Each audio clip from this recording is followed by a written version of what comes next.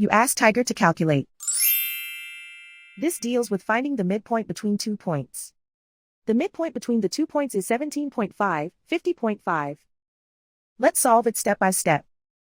Plot the 2 points and calculate the midpoint using the formula. The coordinates of point 1 are x1 equals 46, y1 equals 10.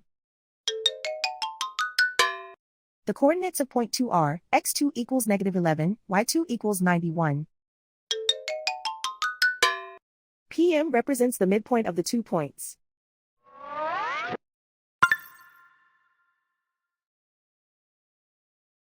Use the x values in the midpoint formula to find the midpoints x. x1 equals 46. x2 equals -11. Simplify the arithmetic.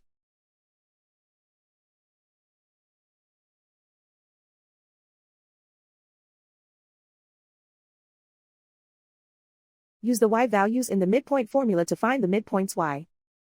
y1 equals 10.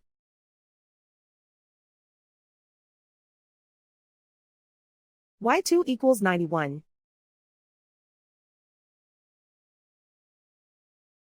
Simplify the arithmetic.